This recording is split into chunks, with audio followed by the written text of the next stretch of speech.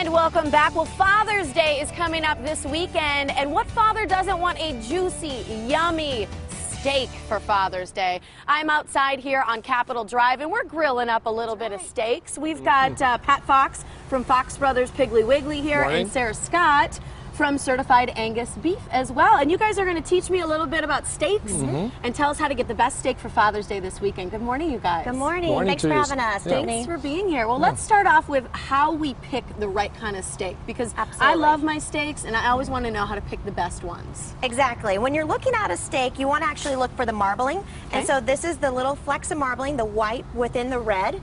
And the more marbling you have, the more tender, juicy, and flavorful that steak's going to be. And so you need a lot of marbling. It melts down during the cooking process and gives you that robust beef flavor.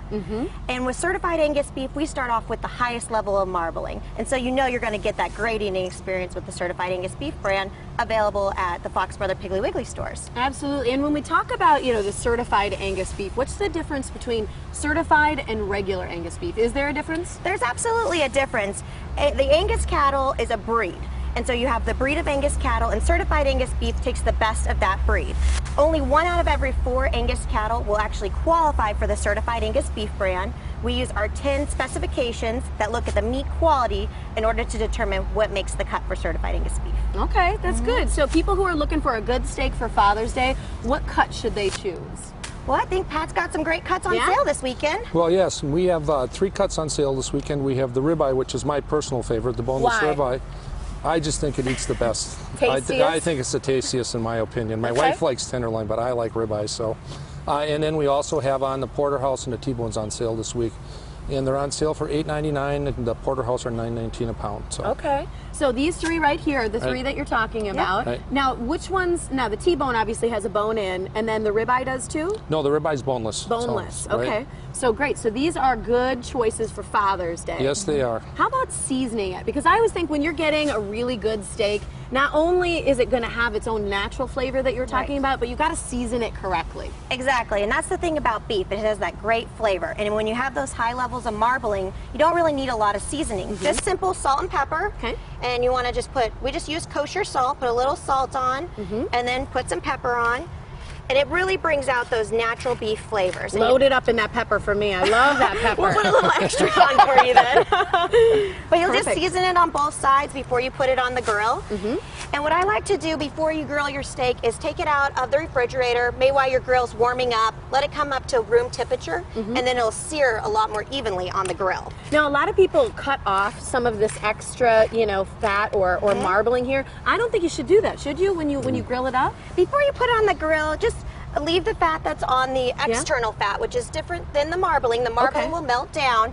And then if after you've cooked the steak you don't like that fatty texture, absolutely just trim it off then. But it helps seal in some of those flavors. All right. And then how about grilling? Because I am a grill novice. I don't know the best ways to grill. So you're going to teach us some grilling tips for Dad, right? Absolutely. So you want to start off with a nice hot grill. The grill of your dreams, right here. Nice and hot. You've got your steak seasoned. And then you're going to put it on the grill. Okay, you're using a tong. Is that important? Absolutely. Use tongs. Forks will puncture the meat. And so you want to use tongs because it's more gentle on the meat. Okay. And you see how you hear that nice sizzle? Yes. That's what you want. All now right. this is another thing that's important is shut the grill and be patient. You got to wait a couple of minutes. You really only want to have to flip over that steak 1 time in order to make sure you're getting that even cooking throughout the steak. Okay. But the best way to know if you're cooking your steak properly is to use an instant read thermometer. Yeah, this is where I make a mistake because oftentimes I cut into the steak to see the middle. Right. And that's not the best way. It's using a meat thermometer. Exactly. And you want to put it in the center of the steak, right about here, and get that from the side. From the side, absolutely. Not from the top. Not from the top. It gives you a better temperature read. Okay. And about 140 degrees is medium rare. Okay. And the thing to keep in mind is when you get done cooking your steak, it should take maybe 4 minutes on each side, depends how thick your steak is.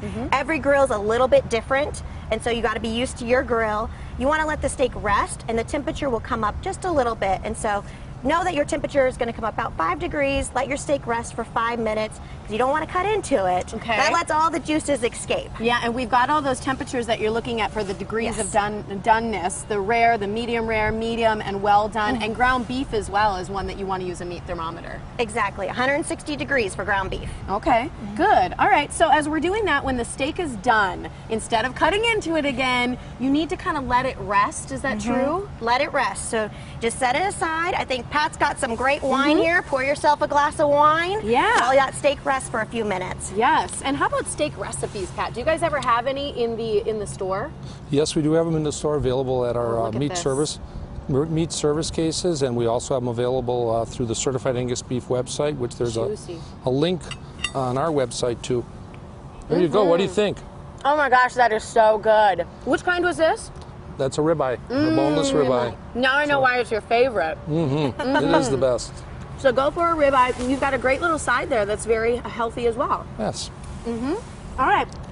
I'm going to give all the information so people know your specials that are coming up this weekend for Father's Day, because right now, if you stop in to the Fox Brothers Piggly Wiggly, you can get certified Angus beef, the T-bone brand, for just $8.99 a pound, porterhouses $9.19 a pound, and the boneless ribeye steaks, which I just tasted and is probably going to be one of my favorites now too, Pat, and that's just $8.99 as well. Here's where you can find the Fox Brothers Piggly Wiggly.